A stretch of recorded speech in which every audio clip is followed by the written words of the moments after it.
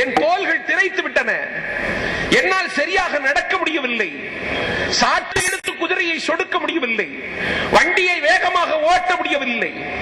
இந்த வண்டியிலே பயணம் செய்ய வருகிறவர்களை உபசரிக்கிற உற்சாகத்தை தொலைத்து விட்டேன். நான் அந்திம காலத்திற்கு வந்து விட்டேன். நான் இனிமேல் செத்து விட்டால் எனக்காக ஒரு சிட்டு கண்ணீர் சிந்தி அழுவதற்கு இந்த உலகத்தில் யாரும் இல்லை. நான் எங்கே, எனக்காக யார் அழுவார்கள்? நான் அப்படி ஒரு வாழ்க்கைக்கு வசமாகவில்லை.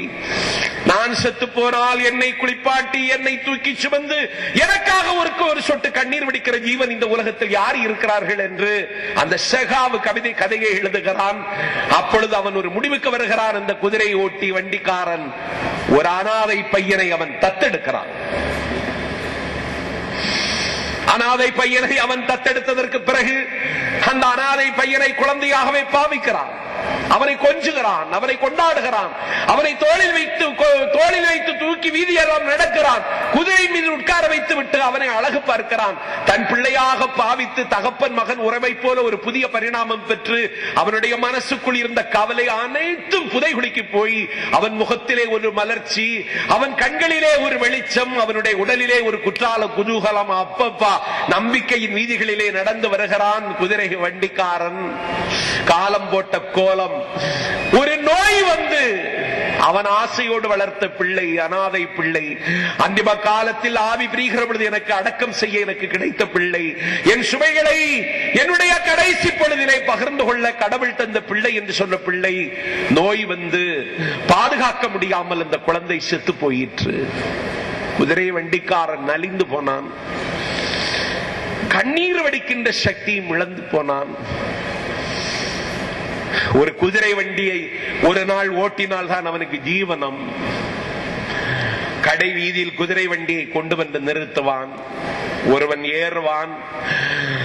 அவனிடத்திலே சொல்லுவான், நான் ஒரு பிள்ளை வளர்த்தேன், அது செத்து போய்விட்டது என்று சொன்னான். அந்த பயணி அதை கண்டுகொள்ளவே இல்லை. அப்படியா என்று கேட்டு நிறுத்திவிட்டான். அடுத்த நாள் குதிரை வண்டியிலே இன்னொரு பயணி ஏறி உட்கார்ந்தான்.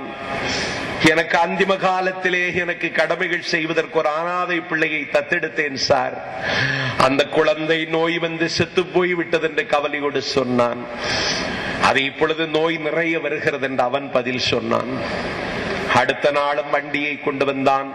ஒரு பயணி ஏறினான். அந்த பயணியிடத்திலும் சொன்னான், என்னுடைய சுமைகளை பகிர்ந்து கொள்ளவும் என்னுடைய கவலைகளுக்கு மாமிருந்த ஒரு பிள்ளையை வளர்த்தேன், அந்த பிள்ளை செத்து விட்டது சார் என்று அந்த பயணியிடத்திலும் சொன்னான். அந்த பயணி சொன்னான், மரணம் பொதுவானது, அழகானது, எல்லோருக்கும் வர்றதுதானே. அடுத்த நாளும் குதிரை வண்டியை கொண்டு வந்து நிறுத்துகிறான். இன்னொரு பயணி ஏறுகிறான். அந்த பயணியிடத்திலும் சொன்னான், என் பிள்ளை செத்து போய்விட்டான், எனக்கு மிகுந்த கவலையாக இருக்கிறது என்று சொன்ன பொழுது அவன் சொன்னான், இன்றைக்கு நேற்றைக்கு உன் பிள்ளை இருந்திருக்கிறான், நாளைக்கு நீ சாக போகிறாய், இதுதானே உலகத்தின் இயற்கை நியதின்னு சொன்னான். அவனுடைய கவலையை யாரும் பகிர்ந்து கொள்ளல. இதுதான் உலகம். அவனுடைய சுமையை, அவனுடைய சோகத்தை யாரும் காது கொடுத்து கேட்கவில்லை. யாருக்கும் அக்கறை இல்லை, யாருக்கும் கரிசனம் இல்லை. ஒரு குதிரை வண்டிக்காரனுக்கு வண்டி வண்டியாக இருந்த சோகத்தை யாரும் பகிர்ந்து கொள்ளல. மூச்சு திணறி நான் இனி என்ன செய்வேன் என்று அவன் அந்த குதிரையை கட்டிப்பிடித்து குதிரையின் காதிலே சொன்னான், குதிரையே, என் குதிரையே, நான் ஆசையோடு வளர்த்த என் பிள்ளை செத்து போனான் என்று அந்த குதிரையின் காதிலே சொன்னான். கதையை ஷெகாவு முடித்து விடுகிறான். ஆகவே இந்த நாட்டில் அனாதையாக விடப்பட்ட சபிக்கப்பட்ட பல்லாயிரம் மக்கள் குதிரையின் காதுகளிலே சொல்லுவதற்கு கூட நாதியற்றவர்களாக இருக்கிற பொழுது அவர்கள் சொல்லுவதற்கு ஒரு அமைப்பு இருக்கிறது. சுரேஷ் கண்ணா தலைமையில இருக்கிற மனித உரிமை கழகம் என்று மாநிலத்தில் எல்லோரும் உங்களை அடையாளம் காட்டுகிற அளவுக்கு நீங்கள் விஸ்வரூபம் எடுக்க வேண்டும். இது ஒரு பெரிய இமாலய பணி. இந்த இமாலய பணியிலே நீங்கள் வெற்றி பெற வேண்டும். அதற்குரிய மண் இது. இந்த மண் அதை ஒத்துக்கொள்ளும். இந்த மண்ணினுடைய பாரம்பரியம் அது. கோவலன் கொலை செய்யப்பட்டான், அவன் குற்றவாளி இல்லை. ஆனால் மதுரைக்கு வந்தாள் கண்ணகி. இங்கே சான்றோர்கள் உண்டா? இங்கே பெண்கள் உண்டா? இங்கே தெய்வம் உண்டா? என் கணவன் கள்வன் என்று கருதி கொலை செய்யப்பட்டிருக்கிறான். சூரியனை பார்த்து கேட்டாள், காய்கதிர் செல்வனே, என் கணவன் கள்வனா? வானம் அதிர கேட்டாள். முடியாட்சி நிலவிய காலத்தில் ஒரு பெண் பேசினாள். அவள் தான் உலகத்தின் முதல் வழக்கறிஞர் கண்ணகி. அவள் நெடுஞ்செழியன் அரண்மனையின் முன்னால் வந்து நின்றாள். அழுது கொண்டிருக்கிற கண்களோடும் அலைவாயக்கூடிய குந்தலோடும் ஆவேசத்தை தாங்கியவளாக வந்து நின்ற பொழுது மன்னன் கேட்டான், நீர்வார் கண்ணோடு என் முன்னால் வந்து நிற்கிற பெண்ணே நீ யார் என்று கேட்ட பொழுது சொன்னாள், நீ யார் என்றா கேட்டாய்?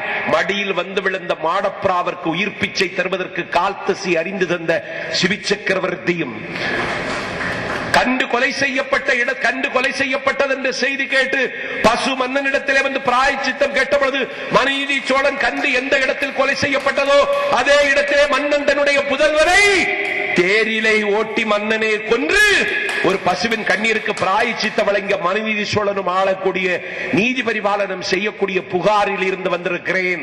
பெரும் பெயர் புகார் என் பதி அவ்வூர் என்று கண்ணகி வாக்குமூலம் வழங்கிய மண் இந்த மண். இறந்தும் உயிர் வாழ்தல் வேண்டின் பறந்து கெடுக உலகேத்தியான்.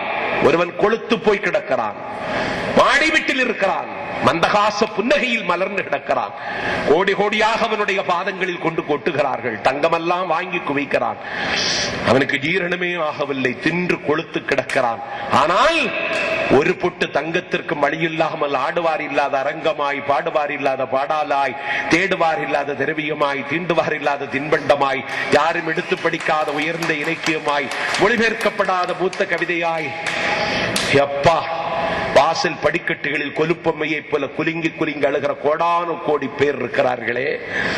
வள்ளுவன் பார்த்து விட்டு சொன்னான், உனக்கு இதுதான் நிலைமை என்றால் இந்த நிலைமையை உன் மீது திணித்தவன்